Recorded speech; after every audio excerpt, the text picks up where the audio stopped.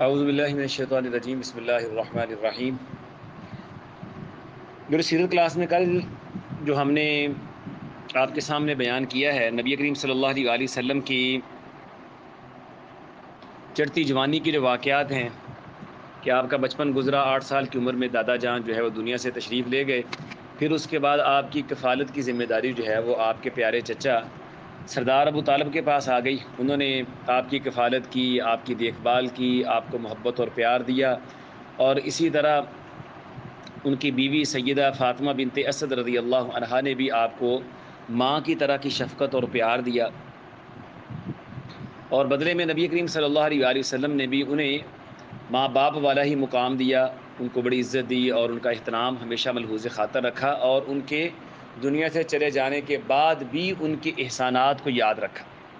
ٹھیک ہے، تو اس حوالے سے تفصیل جو ہے وہ کل کے ہمارے لیکچر میں آ گئی، اور پھر اس سے بڑھ کے یہ کہ ابو طالب نے جیسے نبی کریم صلی اللہ علیہ وسلم کی کفالت اور پرورش کی، تو جیسے ہی آپ کچھ بڑے ہوئے تو آقا علیہ الصلوۃ والسلام نے ابو طالب کا بوجھ بانٹنے کے لیے بکریاں چرانا شروع کر دی، اور باقاعدہ طور پہ اجرت پہ آپ بکریاں چرایا کرتے تھے، اور پھر جو اجرت آپ کو ملتی آپ لا کے چچا کو دے دیا کرتے تھے۔ اس طرح چونکہ ابو طالب کثیر العیال تھے، بچے ان کے زیادہ تھے، تو گھر کا نظام اور خرچ چلانے کے حوالے سے مشکلات کا شکار تھے، تو اس طرح نبی کریم صلی اللہ علیہ وسلم کے کام کرنے اور بکریاں چرانے کی وجہ سے ان کے لیے کافی آسانیاں بھی ہو گئی۔ ٹھیک ہے، آج ہم سلسلہ کرام اسی سے چلائیں گے کہ نبی کریم صلی اللہ علیہ وسلم نے جو بکریاں چرائی ہیں تو یہ کیوں چرائی آپ نے، ٹھیک ہے، اور اس میں کیا حکمتیں تھیں، یہ اللہ کی طرف سے آپ کے لیے ایک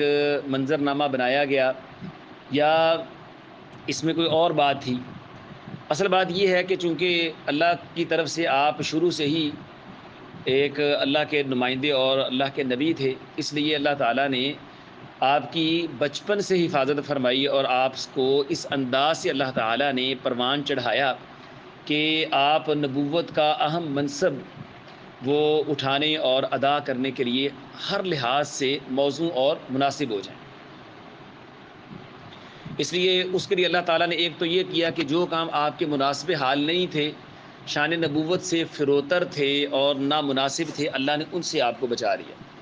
ٹھیک ہے، اور اسی طرح اللہ تعالیٰ نے وہ اسباب آپ کے لیے پیدا فرما دیے جن کو اختیار کر کے آپ منصب نبوت کی ادائیگی میں مدد لے سکتے تھے۔ ٹھیک ہے، تو انہی یعنی نبوت کے منصب کی ادائیگی میں بہت ساری صفات وہ ضروری تھی، کیونکہ یہ کام کو چھوٹا نہیں، بہت بڑا کام تھا۔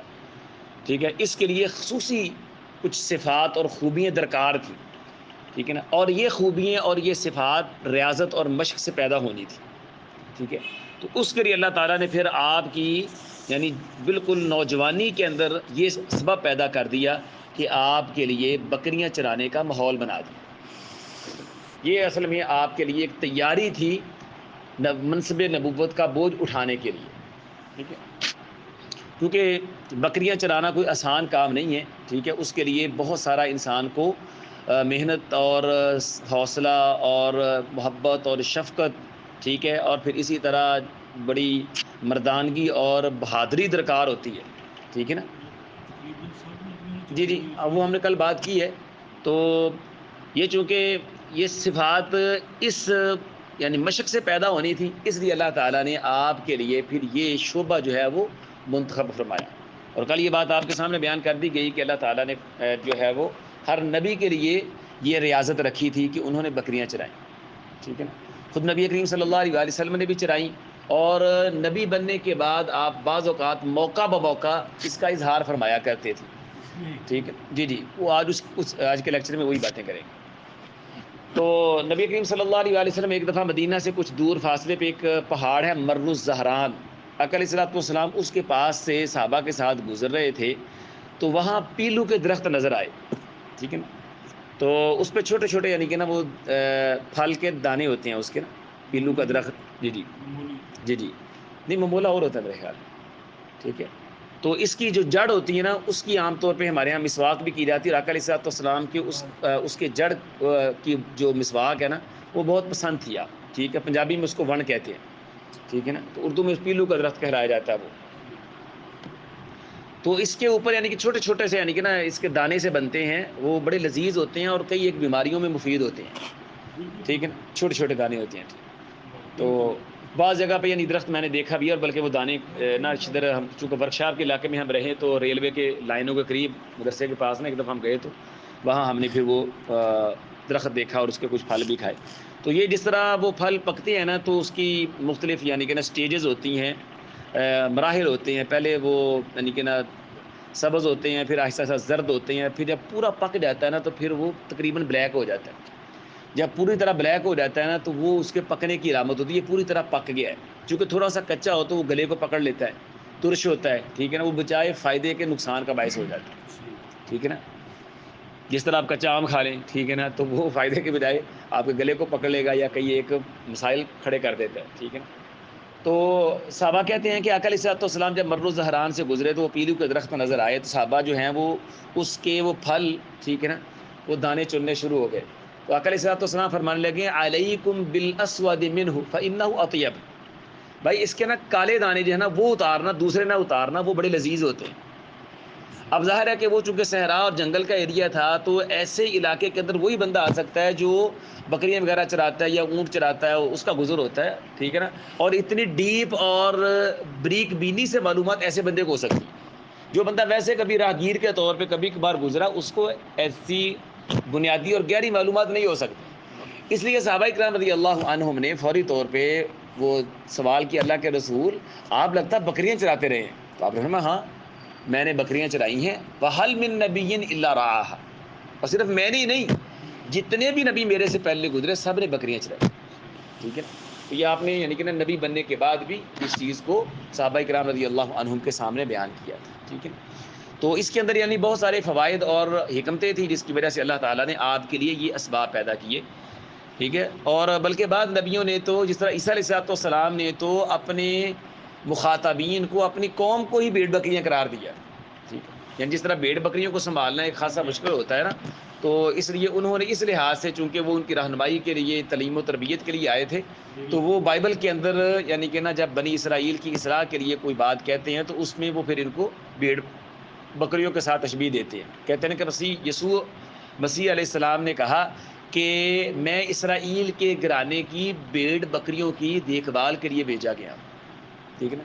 اور پھر ایک دوسرے مقام پہ ہے کہ وہ اپنے حواریوں سے خطاب کرتے ہوئے کہتے ہیں کہ تم غیر قوموں کی مشابہت اختیار نہ کرنا اور نہ تم سامریوں کے گھروں میں داخل ہونا، بلکہ تم اسرائیل کے گھرانے کی بھیڑ بکریوں کی دیکھ بھال کرنا، ٹھیک ہے نا. یعنی جس طرح بکریوں کو سنبھالنا چونکہ کافی مشکل ہوتا ہے نا، اس لیے انہوں نے یعنی کہ ان کی اہمیت بتانے کے لیے بنی اسرائیل کی قوم کو بھیڑ بکریوں کے ساتھ تشبیہ دی، ٹھیک ہے. تو نبی کریم صلی اللہ علیہ وآلہ وسلم کے لیے اللہ تعالیٰ نے اس کام اور شعبے کا انتخاب کچھ مقاصد کے لیے کیا تھا. آپ کے اندر وہ خاص خوبیاں اچھے انداز سے پیدا کرنی اور ان کو یعنی کہ نا پالش اور کرنا اور بہتر بنانا مقصود تھا. خوبیاں تو آپ کے اندر تھی لیکن پوری طرح وہ اپنی اصل صورت کے اندر کھل کے سامنے آ جائیں، یہ مقصود تھا، ٹھیک ہے نا. تو وہ یعنی کہ نا چند خاص خوبیاں تھیں. نمبر ایک سب سے پہلے صبر ہے، ٹھیک ہے. یعنی بکریاں چروانے کی جو پریکٹس آپ سے کروائی گئی اور آپ کو یہ فیلڈ دی گئی، ٹھیک ہے، تو یہ کام کروا کر کے آپ کی طبیعت میں، آپ کے مزاج مبارک کے اندر صبر کی جو صفت ہے، وصف ہے، اس کو مضبوط اور بہتر کرنا، ٹھیک ہے. کیونکہ آپ کو پتہ ہے کہ جو بندہ بکریاں چراتا ہے نا، اس کو اپنی بکریوں کے چارے کے لیے ان کو پوری طرح یعنی کہ نا سیر کرنے کے لیے یہ پوری طرح اچھی طرح پیٹ بھر کے چارہ کھا لیں، چر لیں، صبح سے لے کے شام تک ان کے ساتھ رہنا پڑتا ہے. اور پھر اس دوران اس کو موسم کی شدت اور حدت بھی برداشت کرنا پڑتی، گرمی ہے، سردی ہے، ٹھیک ہے. اور پھر بعض اوقات ایسا ہوتا ہے کہ بکریاں چرتے چرتے یعنی کہ نا وہ ایسے علاقے میں چلی جاتی ہیں کہ قریب چھاؤں میسر نہیں ہوتی ہیں، ٹھیک ہے نا. تو پھر یعنی کہ نا وہ کسی کپڑے شپڑے کا سہارا لے کر کے عارضی صاحبان سا بنا کر کے وہاں دھوپ میں کھڑا ہونا پڑتا ہے، ٹھیک ہے. پھر بکریوں کو یعنی کہ نا وہ کوئی ادھر چلے گی، کوئی ادھر چلے گی، کوئی ادھر چلے گی، ان کو لے کے آنا، اکٹھا کرنا، ٹھیک ہے. تو انسان کو اپنا من مارنا پڑتا ہے، ٹھیک ہے نا. یہ مشقت برداشت کرنی پڑتی ہے، ٹھیک ہے نا. بعض اوقات یعنی کہ نا بکریوں کو اکٹھے کرتے کرتے انسان کا اپنا کھانا لیٹ ہو جاتا ہے، ٹھیک ہے نا. ٹھیک ہے، یا صحیح معنوں میں کھانا میسر نہیں آتا ہے اس کو، ٹھیک ہے. تو وہ بکریوں کی یعنی کہ نا کہہ لیجئے کہ صلاح و فلاح کے لیے، ان کی بہتری کے لیے یہ سارا کچھ اپنا قربان کرتا ہے. ٹھیک ہے، اس کو پتہ ہے کہ بھائی اگر میں یعنی کہ نا آرام اور بے فکری کے ساتھ اپنے کھانے میں لگا رہا یا لمبی تان کے ایک سائڈ پہ سویا رہا تو بھیڑیا کے بکریاں کھا جائے گا. یا بکریاں صحیح طرح یعنی کہ نا وہ جہاں پہ سبز ہریالی ہے، جہاں پہ ان کو صحیح چارہ مل سکتا وہاں تک جا نہیں پائیں گی.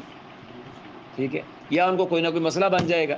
تو اس لیے وہ اپنا من مار کے پوری طرح بکریوں کی دیکھ بھال کرتا ہے، موسم کی یعنی کہ نا جو تبدیلیاں ہیں وہ گوارا کرتا ہے، اپنے کھانے اور پینے کی قربانی دیتا ہے. انہی چیزوں کی برداشت کا نام صبر ہے. ٹھیک ہے نا. تو بکریوں کو چرانے کا ایک بڑا فائدہ انسان کے اندر صبر پیدا ہوتا ہے. ٹھیک ہے نا. اور پھر نبی کریم صلی اللہ علیہ وآلہ وسلم کے لیے صبر انتہائی ضروری تھا. ٹھیک ہے، کیونکہ نبوت کا جو منصب ہے یہ بہت ہی بڑا ہے، بڑا حوصلہ آزما ہے. ٹھیک ہے، آپ قرآن کے ترجمے میں کئی بار آپ کو مثالیں بھی دی، اللہ نے آپ کو حکم بھی دیا وَاصْبِرْ، صبر کریں صبر کریں. ٹھیک ہے نا. کیونکہ بعض اوقات طعن و تشنیع ایسے ہوتے ہیں، مخالفین ایسا پراپیگنڈا کرتے ہیں، ایسے بہتان الزام لگاتے ہیں اور ایسی فضا بنا دیتے ہیں، بندہ دل کرتا بس میرے پاس یعنی کہ نا کوئی بڑی سی گن ہو تو ابھی بریسٹ مار کے ختم کر دوں. ٹھیک ہے نا. لیکن یہ علاج نہیں ہے. جذباتی پن آپ کے دعوت کو، آپ کی دعوت کو، آپ کے کاز کو، آپ کے مشن کو آگے نہیں بڑھنے دے سکتے.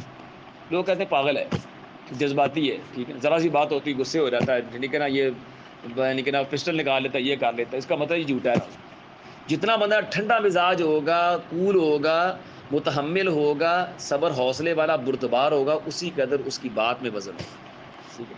تو اس لیے یہ یعنی کہ نا وصف آپ کے اندر کامل بنانے کے لیے اللہ تعالیٰ نے آپ سے بکریاں چروائی. ٹھیک ہے. دوسرے نمبر پر صبر کے ساتھ ساتھ آپ کے اندر تواضع چاہیے تھی، انکساری، عاجزی. ٹھیک ہے. چونکہ نبوت کے لیے لوگوں کو اکٹھا کرنے کے لیے، ان کو اپنے قریب کرنے کے لیے، ان کو اپنا بنانے کے لیے ضروری ہے کہ آپ کی طبیعت کے اندر، آپ کے مزاج کے اندر عاجزی ہو. کیونکہ متکبر بندے سے لوگ منہ یعنی کہ نا قریب نہیں ہوتے، نفرت کرتے. جو بندہ آپ دوسروں کو اپنے سے ذرا کمتر خیال کرتا ہے، نیچ خیال کرتا ہے نا، خود کو بڑا سمجھتا ہے، اونچا سمجھتا ہے، تو لوگ مفادات کے تحت تو اس کے قریب رہتے ہیں لیکن دل سے کبھی اس سے پیار نہیں کرتے. اب بکریوں کے چرانے سے نا طبیعت کے اندر ایک تواضع اور عاجزی پیدا ہوتی ہے کہ بندہ ان کی دیکھ بھال کرتا ہے. ٹھیک ہے نا. ان کو بکریوں کو یہ ظاہر ہے کہ وہ تو جانور ہے نا، کبھی کبھار دیکھیں نا کسی یعنی کہ نا وہ بارش والی جگہ میں چلے گئے، ان کو یعنی کہ نا وہ کہہ دیجئے کہ وہ ایسی دلدل والی جگہ پہ چلے گئے، ان کا جسم خراب ہو گیا، ان کو نہلانا پڑے گا. ٹھیک ہے نا. اب اگر سردی کا مہینہ ہے، ٹھیک ہے، اور جانور ہے وہ بھاگ کے کسی یعنی کہ نا وہ نالا ٹائپ جگہ کے اندر چلا گیا، گھس گیا ہے. ٹھیک ہے. اب آپ اس کو نکال دیں گے تو یہ کافی نہیں ہے نا. اب آپ کو باقاعدہ طور پہ اس کو صاف ستھرا کرنا پڑے گا. ٹھیک ہے. ہلکا سا نیم گرم پانی ڈال کے اس کو نہلانا پڑے گا، پھر اس کو دھوپ میں کھڑا کرنا پڑے گا تاکہ یہ بیمار نہ ہو جائے. ٹھیک ہے. وہ آپ کا سرمایہ سارا ہے، اور آپ اگر وہ جانور آپ کا بیمار ہو گیا تو آپ کی تو ساری محنت گئی. ٹھیک ہے نا. تو اس لیے پھر جانوروں میں گل مل کے رہنا پڑتا ہے. ٹھیک ہے. پھر دوسری بات یہ ہوتی ہے کہ ظاہر ان کو چارہ ڈالنا ہے، ان کی دیکھ بھال کرنی ہے، کبھی آپ نے ان کے اندر جانا ہے، کبھی ان کے دائیں بائیں گھومنا ہے. اور اس دوران چلتے پھرتے بھائی یعنی کہ نا وہ کوئی ڈی ایچ اے کی زمین تو نہیں ہے نا، بڑی صاف ستھری نیٹ کلین ہے، بلکہ وہ کیا ہوگی وہاں پہ ان کے پیشاب پڑا ہوا، ان کی مینگنیاں پڑی ہوئی ہیں. ٹھیک ہے نا. بعض کو اگر لوز موشن لگے ہیں تو وہ پڑے ہیں، وہ آپ کے پاؤں کو لگ جائیں گے، کپڑوں کو لگ جائیں گے. ٹھیک ہے. تو جب ایسی چیزیں کپڑوں لگیں گی آپ کو برداشت کرنی پڑیں گی. ٹھیک ہے نا. تو جب یہ چیزیں جس ماحول سے آپ گزریں گے تو لامحالہ آپ کی طبیعت کے اندر عاجزی آئے گی. ٹھیک ہے نا. ایسے کپڑے جب آپ آدمی اس حال میں رہتا ہے نا، کیونکہ جب آپ اپنا یعنی کہ نا وہ طرز زندگی اوور سا بنا لیتے ہیں نا، یعنی کہ نا اس طرح کاٹن ساٹن کے آپ نے پھولے ہوئے کپڑے پائیں گے تو آپ دیکھیے دھکے سے آپ کے اندر ایک بڑے پن کا خیال آ جاتا ہے. لیکن جیسے آپ نے سادہ سے کپڑے پہنے ہوں اور بالخصوص ان کے اوپر یعنی کہ نا کوئی ہلکا پھلکے نشانات بھی لگے ہوں تو آدمی کے اندر ایک طرح کی عاجزی آتی ہے. تو پھر بندہ یعنی کہ جب جانوروں میں رہ رہا ہے اور اس طرح کے ماحول سے گزر رہا ہے تو اس سے طبیعت کے اندر ایک تواضع اور عاجزی پیدا ہوتی ہے. تو یہ پھر تواضع اور عاجزی کا نتیجہ تھا کہ نبی کریم صلی اللہ علیہ وسلم صحابہ کے ساتھ ایسے گل مل کے رہتے تھے. بعض اوقات باہر سے جو عام بندہ آتا جس نے پہلے نبی صلی اللہ علیہ وسلم کو نہیں دیکھا ہوتا تھا، اس کے لیے یہ جاننا اور فرق کرنا مشکل ہو جاتا تھا ان میں نبی صلی اللہ علیہ وسلم کون ہے. کئی دفعہ بعد کے لوگ آپ کے پاس آئے اسلام قبول کرنے کے لیے تو آ کے پوچھتے ہیں تمہیں عبد المطلب کا بیٹا کون ہے، کیونکہ اللہ کے رسول صلی اللہ علیہ وسلم اپنے دادا کے نام سے زیادہ معروف تھے. حضرت زمام بن سالبہ رضی اللہ عنہ صحابہ پہ نا وہ سوال کرنے کی پابندی تھی. بعض اوقات یعنی کہ لوگ ایسے یعنی کہ نا وہ سوال در سوال کرتے رہتے تھے، تو اللہ تعالیٰ نے قرآن کی آیت اتار دی، یا ایھا الذین آمنوا لا تسألوا عن اشیاء ان تبد لکم تسؤکم، اے ایمان والو زیادہ سوال نہ کیا کرو، اگر تمہیں تمہارے سوالوں کے جواب مل گئے ممکن ہے تمہیں پریشانی ہو، تمہیں برے لگیں وہ. تو صحابہ کہتے ہمیں پابندی لگ گئی، ہم پھر سوال نہیں کرتے تھے، قرآن کا حکم تھا. تو ہم ایسے کرتے تھے، ہم نا انتظار میں رہتے تھے کوئی باہر سے کوئی سیانہ بندہ آئے وہ سوال کرے تو اس کا مسئلہ بھی حل ہو جائے، ہمیں بھی دین کا پتہ چل جائے. تو حضرت زمام بن سالبہ رضی اللہ عنہ یہ ماشاءاللہ بڑے یعنی کہ نا جفاکش قد کاٹ والے بہت اپنی قوم کے لیڈر اور سردار آدمی تھے. تو یہ اونٹ پہ سوار ہو کے آئے، انہوں نے مسجد نبی کی دیوار کے ساتھ اونٹ باندھا، بڑے ڈیسنٹ طریقے سے اندر گئے اور پھر جا کے پوچھتے ہیں بھائی تمہیں عبد المطلب کا بیٹا کون ہے؟ تو لوگوں نے کہا وہ جو خوبصورت چہرے والا ہے نا، ٹھیک ہے نا، وہ عبد المطلب کے بیٹے ہیں. تو پھر وہ آپ کے پاس گئے، کہے آپ عبد المطلب کے بیٹے ہیں؟ کہا آپ اپنے آپ کو نبی کہتے ہیں؟ کہا میں ہاں نبی کہتا ہوں. پھر پوچھتے نبی کون ہوتا ہے، رسول کون ہوتا ہے؟ تو پھر کہتے ہیں میں آپ کو اللہ کی قسم دے کے کہتا ہوں کہ آپ جھوٹ تو نہیں بولتے، آپ واقعی اللہ کے رسول ہیں. آپ ہمیں اللہ کی قسم، وہ اللہ جس نے آسمان و زمین کو پیدا کیا ہے، میں اس کی قسم کھا کے کہتا ہوں میں اللہ کا رسول. ٹھیک ہے نا. پھر اس طرح یعنی کہ انہوں نے آپ سے باتیں کی، پھر کئی ایک سوالات پورے. صحابہ کہتے ہیں ہمیں جتنی خوشی زمام کے آنے سے ہوئی نا کسی اور کے آنے سے نہیں ہوئی، کہ بہت ساری گتھیاں انہوں نے سلجھا دی. ٹھیک ہے نا، بہت سارے یعنی اہم سوالات انہوں نے کیے، کیوں بڑے سمجھدار تھے. اب ایک عام بندہ جٹ سا بندہ جو اس نے سوال کرنا ہے، ٹھیک ہے نا، وہ بعض اوقات فضول بھی ہو سکتا ہے، لیکن سمجھدار بندہ جو سوال کرے گا. جس طرح وہ واقعہ میں نے آپ کو سنایا تھا نا کہ امام ابو حنیفہ رحمۃ اللہ علیہ ایک دفعہ درس دے رہے تھے، اس طرح یعنی کہ اپنے شاگردوں کو پڑھا رہے تھے، تو ایک بندے نے امامہ شمامہ باندھا ہوا، تو شکل سے لگا بہت بڑا عالم دین ہے، کوئی شیخ الحدیث آ گیا. تو امام صاحب کو جو تعارف نہیں تھا، انہوں نے سمجھا کوئی بڑا امام آیا ہوگا کوئی. تو ان کی ٹانگ میں درد تھا، امام صاحب کی ٹانگ میں نا کوئی تکلیف تھی. تو وہ نا عام طور پہ محدثین جب پڑھاتے ہیں تو حدیث کا احترام کرتے ہوئے نا سمٹ کے بیٹھتے ہیں، یہ بھی ادب ہے علم کا. تو امام صاحب کی ایسے نا تکلیف کی وجہ سے ٹانگ ایسے کھولی ہوئی تھی. وہ بندہ آیا تو امام صاحب نے اس کے احترام کی وجہ سے، کوئی بڑا عالم لگتا ہے تو ایسے ٹانگ انہوں نے تکلیف برداشت کرتے ہوئے ٹانگ سے لیٹ لی. تو امام صاحب نے جب اپنا لیکچر ختم کیا نا تو اب شاگردوں نے سوالات شروع کر دیے، سوالات کا سیشن شروع ہوا. تو کئی شاگردوں نے سوال کیے. تو بعد میں کہتا ہے جی امام صاحب میں نے بھی سوال کرنا ہے. کہ آپ امام صاحب آپ بھی کریں. تو امام صاحب اندر سے یعنی تھے کہ پتہ نہیں کتنا بڑا عالم ہے. تو کہتا ہے امام صاحب اچھا مجھے یہ بتائیں کہ مغرب کی نماز کب ہوتی ہے؟ تو امام صاحب نے کہا مغرب کی نماز ہوتی ہے جب سورج غروب ہو جائے. کہتا ہے اچھا ہوں اگر سورج عشاء تک غروب ہی نہ ہو تو پھر کی کریے؟ اگر سورج عشاء تک غروب نہ ہو تو پھر ہم کیا کریں؟ تو امام صاحب کہنے لگے یار میں لت کٹھی کی تھی، انہوں نے لت پھر سیدھی کر لی. کہنے لگے کہ اور دل میں کہتے ہیں کہ ابو حنیفہ کے اب ٹانگ کھولنے کا وقت آ گیا. تو انہوں نے ٹانگ کھول دی کہ بچوں کا یار پڑھو تو ٹھیک ہے نا. یہ ریئل واقعہ یعنی کہ نا ان کی سیرت میں لکھا ہوا ہے کہ بعض اوقات ایسے بھی یعنی کہ نا لال مجکڑ بھی ہوتے ہیں، تو شکل سے لگتا ہے کہ ماشاءاللہ کوئی بہت بڑا کوئی اسکالر ہے، ٹھیک ہے نا، اور بڑا پڑھا لکھا اور بڑا جینیس ہے، لیکن جب وہ بات کرتا ہے نا تو پھر پتہ چلتا ہے کہ پاری کچھ بھی نہیں ہے. ٹھیک ہے. تو اس طرح جو سمجھدار آدمی ظاہر ہے کہ اس کے سوالات اور اس کی باتیں وہ اپنا ہی اس کا ایک انداز ہے. ٹھیک ہے نا. تو پھر یعنی کہ نا کئی دفعہ ایسے معاملات پیش آئے کہ بعض نو مسلم آئے اسلام قبول کرنے کی غرض سے، لیکن صحابہ کرام رضی اللہ عنہم کے ساتھ نبی صلی اللہ علیہ وسلم کا جو تواضع والا معاملہ تھا کہ آپ ان کے اندر گل مل کے بیٹھتے تو ان کو پتہ ہی نہیں چلتا تھا. پھر صحابہ نے خود ہی کہا اللہ کے رسول ہم ایسا نہ کریں، آپ کے لیے تھوڑا سا نا اونچا مقام بنا دیں. آپ نے کہا ٹھیک ہے اگر تمہاری چاہت ہے تو کر لو ایسا. تو پھر صحابہ نے نا گارے سے کچی مٹی اور گارے کا نا ایک چھوٹا سا مسجد کے اندر چبوترا بنا دیا، جس کو آپ پنجابی میں تھڑا سا کہتے ہیں نا، وہ بنا دیا. پھر صاحب اللہ کے رسول اس میں بیٹھ جاتے، صحابہ آپ کے دائیں بائیں ایسے نا ہلکا بنا کے بیٹھ جاتے تاکہ ایک امتیاز ہو جائے یہ ہمارے استاد ہیں. ٹھیک ہے نا، نبی کریم صلی اللہ علیہ وسلم ہیں اور آنے والے کو بھی پتہ چل جائے کہ یہ آقا علیہ الصلوۃ والسلام. ٹھیک ہے نا. لیکن یہ یعنی کہ نا صرف یعنی کہ نا ایک امتیاز کی حد تک تھا، وغیرہ نبی کریم صلی اللہ علیہ وسلم اس کو پسند نہیں کرتے تھے. ٹھیک ہے کہ آپ کے لیے اسپیشل طور پہ یعنی کہ نا کھڑا ہوا جائے. ٹھیک ہے نا، جس طرح آدمی بت بن کے کھڑا ہو جاتا ہے، ٹھیک ہے، آپ کے سامنے جھکا جائے. ٹھیک ہے، یہ تواضع کے عارضی کے خلاف ہے اور یہ اللہ کے لائق ہے جھکنا. ٹھیک ہے نا. تو بلکہ حضرت انس رضی اللہ عنہ کہتے ہیں کہ صحابہ کرام کو اللہ کے رسول سے بڑھ کے کسی سے پیار نہیں تھا، لیکن اس کے باوجود وہ آپ کی آمد پہ کھڑے نہیں ہوتے تھے کیونکہ اللہ کے رسول اس کو سخت ناپسند کرتے تھے. جس طرح عام طور پہ کلاس رومز کے اندر ہوتا ہے نا کہ ٹیچر یا ہیڈ ماسٹر آ گیا ہے یا پرنسپل آیا ہے تو فوری طور پہ اسٹینڈ اپ، ٹھیک ہے نا جی، کھڑا ہو جانا، تو یہ بالکل خلاف شرع ہے. ہاں جی، پیر صاحب آ رہے ہیں تب کھڑا ہو جانا، تو یہ سب چیزیں درست نہیں ہیں. ٹھیک ہے. تو اسی لیے نبی کریم صلی اللہ علیہ وسلم طبیعت کے اندر عاجزی بھی تھی اور آپ نے عاجزی کو ہی آپ نے فروغ دیا اور تکبر کی حوصلہ شکنی کی. اور آپ نے فرمایا کہ جس بندے کے دل کے اندر رائی کے دانے کے برابر بھی تکبر ہے جنت میں نہیں جائے گا. صحابہ نے کہا اللہ کے رسول ایک بندہ پسند کرتا ہے اس کے جوتے اچھے ہوں, کپڑے اچھے ہوں, ٹوپی شوپی اچھی ہو, تو یہ تکبر تو نہیں ہے؟ فرمایا نہیں, ان اللہ جمیل یحب الجمال, اللہ خود بڑے خوبصورت ہے اور خوبصورتی کو پسند کرتا ہے. پھر صحابہ نے کہا اللہ کے رسول تکبر ہے کیا؟ فرمایا تکبر دو چیزوں کا نام ہے, ٹھیک ہے, الکبر بطر الحق وغمط الناس. تکبر یہ ہے کہ آدمی حق کو رد کر دے, انکار کر دے حق کا, صحیح بات قرآن حدیث کی بات پتہ چل گئی نہیں مانتا, تو یہ تکبر ہے, اور لوگوں کو نیچ اور حقیر سمجھے, ٹھیک ہے نا, اپنے سے چھوٹا اور کم تر سمجھے, یہ تکبر ہے. تو یہ بکریوں کے چروانے سے ایک دوسری صفت آپ کے اندر جو پیدا کرنا مقصود تھی وہ کیا تھی؟ تواضع اور عاجزی. اور تیسری بہادری اور شجاعت, ٹھیک ہے نا. آپ کو پتہ کہ جب آدمی بکری وغیرہ چراتا ہے نا تو پھر جنگل کے اندر ہر طرح کا ماحول ہوتا ہے, ٹھیک ہے نا. وہاں آپ بکریوں کے یعنی حملہ آور ہونے کے لیے بھیڑیے بھی آتا ہے, شیر چیتا درندے آئیں گے, ان سے بکریوں کو بچانا بھی ہے. بعض اوقات چور ڈاکو بھی آ سکتے ہیں, ٹھیک ہے نا, جو آپ سے یعنی کہ نا آپ کا یعنی کہ نا مال ڈنگر جو ہے وہ چھین لیں گے, ٹھیک ہے. تو ان سے یعنی کہ نا اپنے اس مال و متاع کو, جانوروں کو بچانا یہ ضروری ہے. اور ایسا بندہ وہی, ایسا کام وہی کرے گا جس کے اندر بہادری اور جرت ہے, ٹھیک ہے نا. تو اس لیے نبی کریم صلی اللہ علیہ وآلہ وسلم کے اندر اس صفت کو پوری طرح پروان چڑھانے کے لیے اللہ تعالیٰ نے آپ سے بکریاں چلائی, ٹھیک ہے نا. اور آپ نے پھر یعنی پوری طرح ان کی حفاظت کی, درندوں سے بھی اور جانوروں سے بھی اور اسی طرح دشمنوں سے بھی, ٹھیک ہے.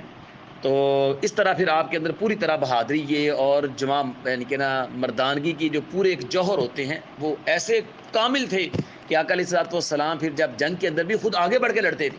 صحابہ کہتے ہیں کہ جب جنگ شدت کی ہوتی تھی نا تو ہم اللہ کے رسول کے یعنی کہ نا پیچھے آ جاتے, آپ کی پناہ لیا کرتے تھے. اور بعض اوقات ایسا ہوتا ہے ایسے آپ بہادر تھے کہ آپ جیسا بہادر کوئی نہیں تھا. ایک دفعہ رات کو نا عجیب و غریب آوازیں آئیں مدینہ کے اندر, اور کہا یہ جا رہا تھا کہ شاید کوئی دشمن مدینہ پہ حملہ آور ہونے والا ہے. تو صحابہ کہتے ہیں ہم سوچ رہے تھے کہ اس کا پتہ لگائیں کہیں ایسا نہیں تو کوئی ہماری دشمن قوم ہم پہ حملہ آور ہونے والی ہو.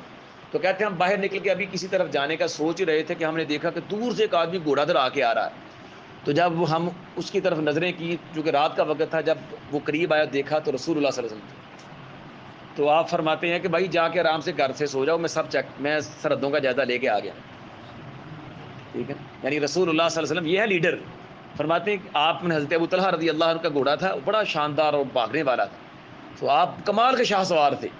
تو آپ فرماتے ہیں میں ساری سرحدوں کا جائزہ لے کے آ گیا ہوں, کوئی ٹینشن نہیں ہے, کوئی مسئلہ نہیں ہے, ایسے یعنی وہم ہوا ہے, ٹھیک ہے, تو کوئی مسئلہ بالکل سکون, آپ جا کے سو جائیں. پھر آپ نے حضرت ابو طلحہ کو ان کا گھوڑا پیش کیا اور فرمایا انی وجدتہ بحرا, بھائی یہ تو سمندر ہی نکلا, ٹھیک ہے, میں نے اس کو سمندر کی طرح کا پایا, کیا سبک رفتار ہے اور کیسے یعنی کہ نا وہ تیزی کے ساتھ بھاگتا ہی ہے.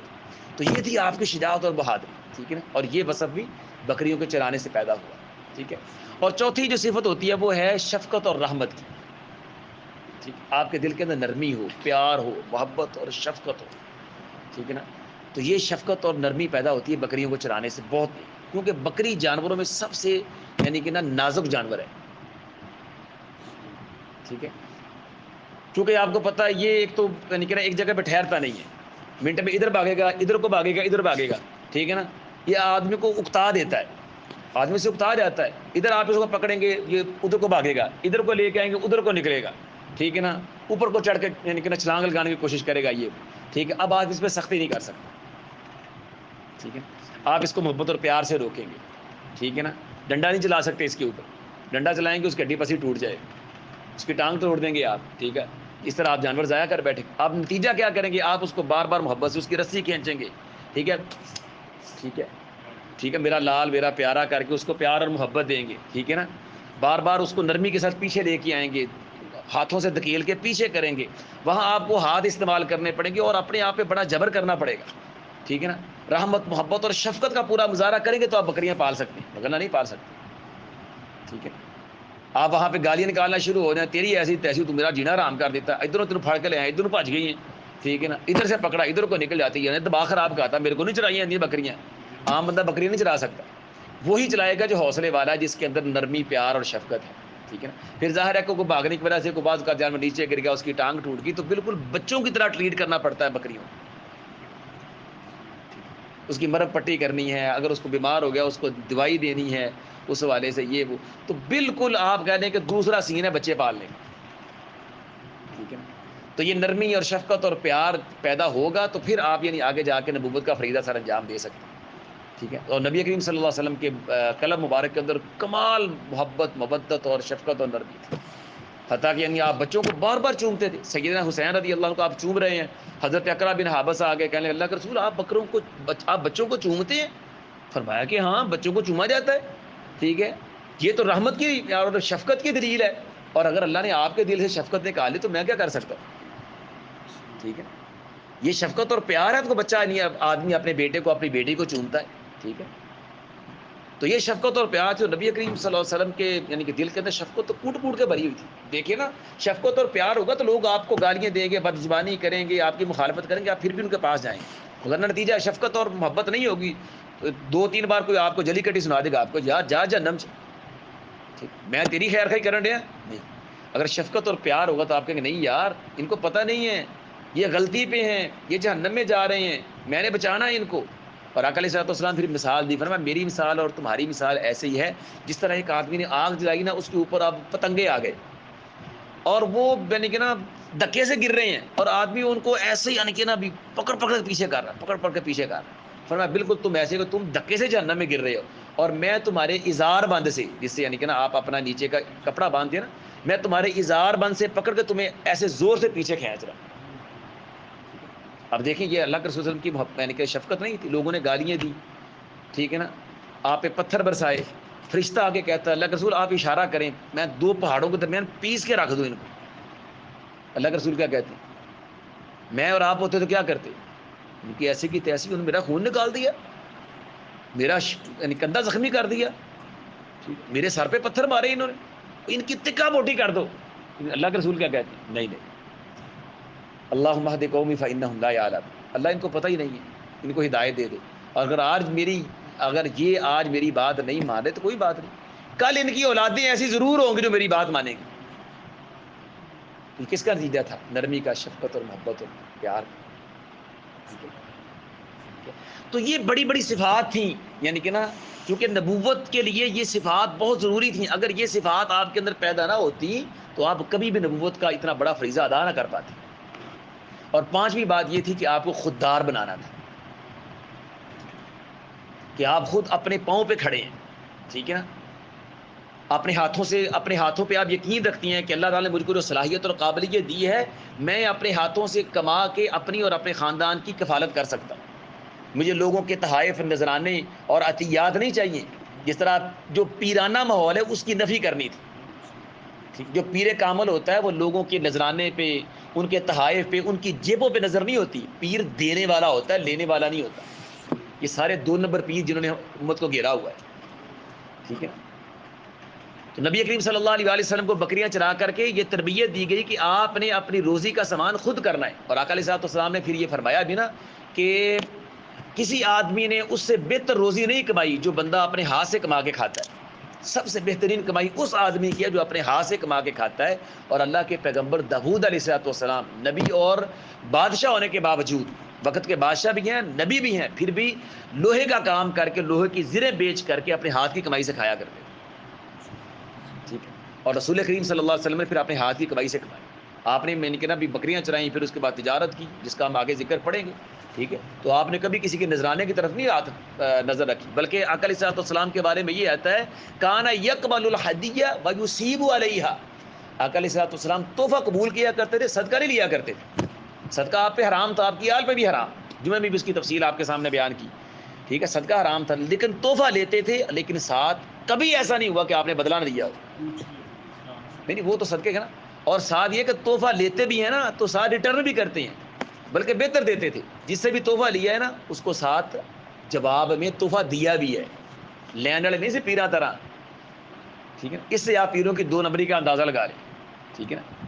اس لیے آقا علیہ الصلوۃ والسلام نے پھر یعنی کہ نا، بلکہ ہر نبی نے یہ بات کہی نا قل لا اسألکم علیہ اجرا، بھائی میں تم سے کسی سیلری کا، پیسے کا سوال کرتا ہوں. تم جو میری بات نہیں مانتے ہو، تم شاید یہ سمجھو کہ پتہ نہیں میں یہ کام کر کے تم سے تنخواہ لوں گا، پیسے لوں گا، میرا مطمع نظر کوئی دنیا ہے نہیں. ٹھیک ہے. تو آپ کو خوددار بنانا تھا. ٹھیک ہے نا. کیونکہ اگر بندہ کسی سے پیسے مانگنے والا ہو نا، ان کے سامنے ہاتھ پھیلانے والا ہو، تو ایک بہت بڑی کمزوری ہے، لوگ اس کا نجائز فائدہ اٹھاتے ہیں. ٹھیک ہے. جس کو پنجابی میں کسی کا کانا ہم کہتے ہیں نا، کانا ہو گیا ہے، ٹھیک ہے، کانا بندہ کبھی کوئی بڑا کام نہیں کر سکتا، ان لوگوں کی نظروں میں گر جاتا ہے، ٹھیک ہے نا، خود ہی کو کر بلند اتنا، ٹھیک ہے نا، اس لیے اقبال نے آپ کی خود ہی بڑی بلند کروائی ہے، ٹھیک ہے نا، اللہ اکبر۔ تو یہ یعنی کہ 5 بڑی صفات آپ کے اندر پیدا کرنا مقصود تھی، اس لیے اللہ تعالیٰ نے آپ کو یعنی کہ نا یہ غلہ باننے کا فریضہ سونپا ہے، ٹھیک ہے، غلہ غاف کے ساتھ اس کا مطلب بکریاں چلانا، ٹھیک ہے نا، پھر غلہ بانی سے اللہ آپ کو جہاں بانی، ٹھیک ہے، پورے جہان کی تعلیم و تربیت کی طرف لے کے آیا، ٹھیک ہے۔ تو یہ نبی کریم صلی اللہ علیہ وآلہ وسلم نے یہ بکریاں چرائیں۔ ایک دو واقعات اس کے ساتھ ذکر کر کے آدھا گھنٹہ ہو گیا تو میرا لیکچر کو ختم کرتے ہیں۔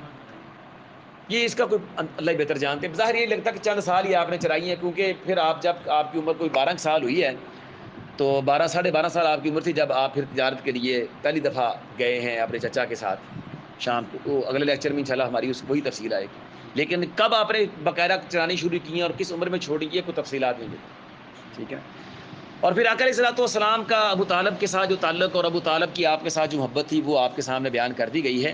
اور ابو طالب جس طرح یہ واقعات آپ کے سامنے پہلے بھی بیان کیے ہیں کہ کیونکہ آپ کے نبی ہونے کی بشارتیں پہلی کتابوں کے اندر موجود تھیں اور اہل علم اور پڑھے لکھے لوگ اس کو سمجھتے تھے، اس وجہ یہودی آپ کے دشمن تھے، تو آپ پہ کئی دفعہ یعنی کہ نا قاتلانہ حملے بھی ہوئے یا اس کے بارے میں یعنی کہ نا مخالفین کی کوشش بھی رہی، تو اس لیے اس طرح کے واقعات کئی دفعہ پیش آئے۔ تو کہا جاتا ہے کہ جب آپ سردار ابو طالب کی کفالت میں تھے تو ایک دفعہ نا ایک قیافہ شناس سمجھتے ہیں، یعنی کہ جو یعنی کہ نا علامتیں وغیرہ ہاتھ وغیرہ یا پاؤں وغیرہ دیکھ کر کے نا جو قسمت بتاتے ہیں، پامسٹ جو ہوتے ہیں، یہ نجومی وغیرہ نہیں، نجومی اور ہوتے ہیں وہ تو ستاروں کو دیکھ کے بتاتے ہیں، یہ ہاتھوں کو دیکھ کے پامسٹ کہتے ہیں اس کو۔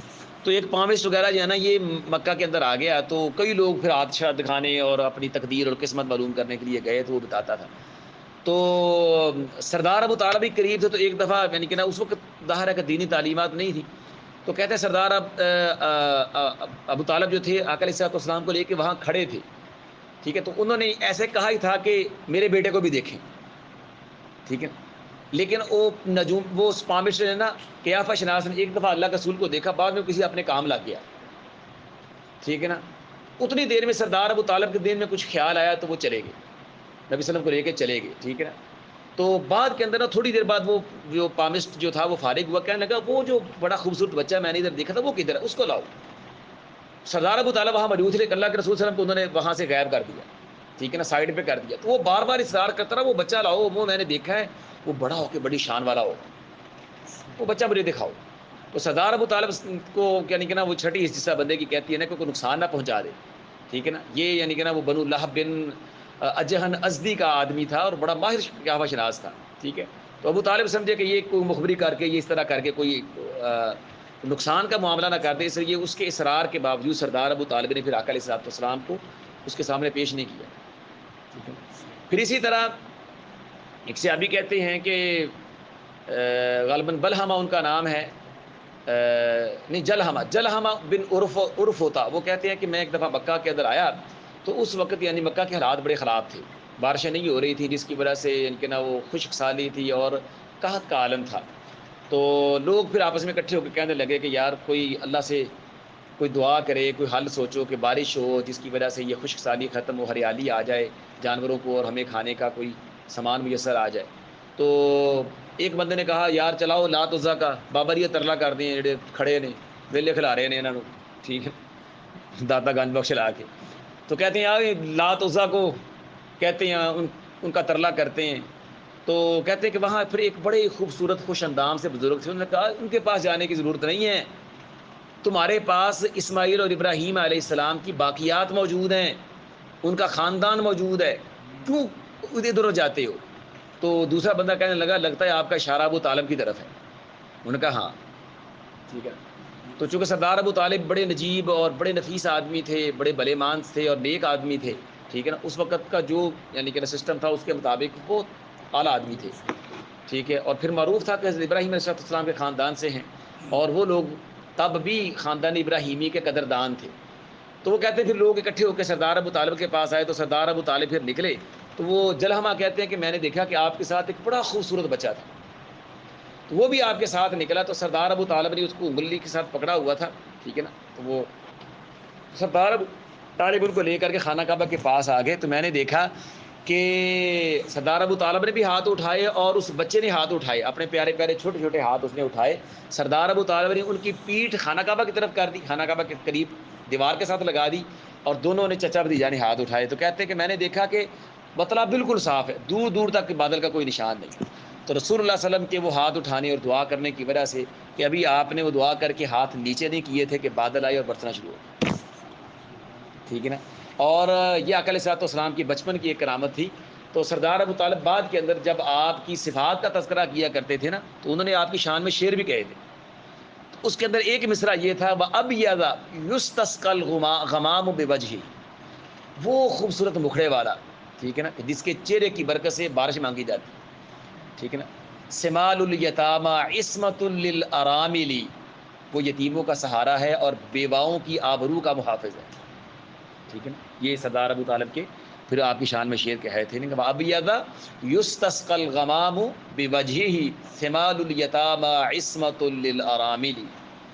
ٹھیک ہے نا. اور آقا علیہ الصلوۃ والسلام پھر بعد کے اندر بھی کئی ایک واقعات ہیں نا کہ پھر صحابہ آپ کے پاس آئے جب آپ نبی بن گئے، پھر بارشیں نہیں ہوئی، بالکل ایسا ہی کئی دفعہ منظر آیا کہ دور دور تک بارش کا نشان نہیں ہے، فل دھوپ نکلی ہوئی ہے، سورج چمک رہا ہے، بطلا بالکل صاف ہے، نیلا آسمان ہے. ٹھیک ہے نا. لیکن جس طرح آپ خجمے کا خطبہ دے رہے ہیں، ایک بندے نے دوران خطبہ کہہ دیا اللہ کے رسول مارے گئے، انسان بھی ہلاک ہو گئے، رستے بند ہو گئے، جانور ہلاک ہو گئے، اللہ سے بارش کی دعا کریں. رسول اللہ صلی اللہ علیہ وسلم نے خطبے کے دوران ہی ہاتھ اٹھا دیے. ٹھیک ہے نا. اللہم اسقنا غیثا مغیثا، اللہ ہم پہ بارش برسا، رحمت والی برکت والی. تو صحابی کہتے ہیں ہم جمعہ پڑھ کے نکلے، بالکل آسمان صاف تھا، تو اچانک ہم نے دیکھا بادل آنا شروع ہو گئے اور برسنا شروع ہو گئے، اور پھر ایسے برشے پورا ہفتہ ہی برستے رہے. ٹھیک ہے. احد پہاڑ اور مسجد نبوی کے درمیان ایک نالا جس کو وادی کنات کہتے ہیں، تو صحابہ کہتے ہیں وہ پورا مہینہ اس میں پانی آتا رہا. ٹھیک ہے نا. 3 وادیاں مدینہ طیبہ کی، وادی کنات اور وادی عقیق. ٹھیک ہے. اور ایک تیسری وادی ہے وادی بطحان. یہ 3 مدینے کی معروف وادیاں ندیاں تھیں. یہ آگے جا کے پھر نا ایک مقام پہ عزم مقام پہ مل جاتی ہیں، ان کے ملنے کی وجہ سے اس کو عزم کہتا ہے. پھر آگے جا کے یعنی کہ یہ بحیرہ احمر کے اندر چلی جاتی ہے، ریڈ سی کے اندر آگے جا کے. تو یہ تینوں بڑھ گئی. ٹھیک ہے. یعنی پھر اللہ کے رسول نے اگلے ہفتے اگلے جمعے پھر آپ جمعہ پڑھا رہے تھے، تو ایک اور بندہ کھڑا ہو گیا، پتہ نہیں وہ تھا یا پہلا تھا. انس کہتے ہیں مجھے نہیں پتا. کہنے کہ اللہ کے رسول اب پہلے بارش نہ ہونے کی وجہ سے لوگ مر رہے تھے، جانور مر رہے تھے، اب بارش ہونے کی وجہ سے مر رہے ہیں. اللہ سے دعا کریں اللہ بارش بند کر دے. تو اللہ کے رسول صلی اللہ علیہ وسلم نے پھر یہ دعا کی اللہم حوالینہ ولا علینا، اللہ ہم پہ ہمارے اوپر نہیں، ہمارے دائیں بائیں بارش برسا. تو صحابہ کہتے ہیں کہ ہم نے دیکھا کہ پھر مدینہ میں بارش نہیں ہوئی، جتنا مدینہ تھا نا تو مدینہ یعنی کہ نا محفوظ ہو گیا بارش سے، دائیں بائیں بارشیں ہوتی رہی اور ان کا پانی مدینہ سے گزرتا رہا، جس طرح میں نے کہا نا وادی کنات سے. اور پورا مہینہ وہ وادی کنات، وہ نالا جو تھا برساتی نالا، وہ بھرا رہا. ٹھیک ہے نا.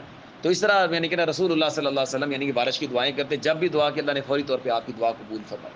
اور بعد کے اندر پھر یعنی صحابہ کرام رضی اللہ عنہم کے دور کے اندر جب ایسا واقعہ پیش آیا تو انہوں نے آپ کی ذات کا وسیلہ نہیں دیا، آپ کی ذات مبارک، آپ کی قبر مبارک، آپ کا حجرہ اور آپ کا روضہ وہاں پہ موجود ہے، لیکن صحابہ کرام نے آپ کی ذات کا، آپ کی قبر کا، آپ کے روضہ کا حوالہ نہیں دیا، بلکہ آپ کے چچا کو لے آئے سردار عباس رضی اللہ عنہ رضی اللہ. اور کہا اللہ کے رسول، کہا یا اللہ، حضرت عمر رضی اللہ عنہ نے جب بارش نہیں ہو رہی تھی تو نماز استسقاء پڑھنے کے لیے حضرت عباس کو میدان میں لے آئے. کہا اللہ جب پہلے ہمارے پاس ایسے مشکل آتی، بارش نہیں ہوتی، تو ہم تیرے نبی کو لے کے آتے تھے، وہ دعا کرتے. ٹھیک ہے نا. زندہ کا وسیلہ ڈالتے تیری بارگاہ میں، کیونکہ فوت شدگان کا وسیلہ نہیں ہوتا. تو اللہ تو بارش برسا دیتا تھا. آج تیرے نبی ہمیں نہیں ہے، تو آج تیرے نبی کے چچا کو لے کے آئے. ٹھیک ہے. تو تیرے نبی کے چچا تیرے سے دعا کر رہے ہیں، اللہ ان کی دعا قبول فرما اور ہمیں بارش عطا فرما. تو جیسے ہی حضرت عباس نے دعا وغیرہ کروائی تو فوری بارش ہوئی. تو یہ یعنی کہ نا کچھ واقعات یعنی کہ اس کے درمیان کے ملتے ہیں کہ آقا علیہ الصلوۃ والسلام جب سردار ابو طالب کی کفالت میں تھے تو پھر اس طرح قیافہ شناس والا واقعہ بھی پیش آیا. ٹھیک ہے. اور پھر اس طرح یہ بارش کا واقعہ. ٹھیک ہے. پھر اس کے بعد آگے پھر جو بڑا واقعہ ملتا ہے وہ شام کے سفر کا ہے جو آپ چچا کے ساتھ گئے، تو انشاءاللہ پھر آئندہ جمعے جب سیرت کلاس ہوگی اس میں ذکر کریں گے انشاءاللہ.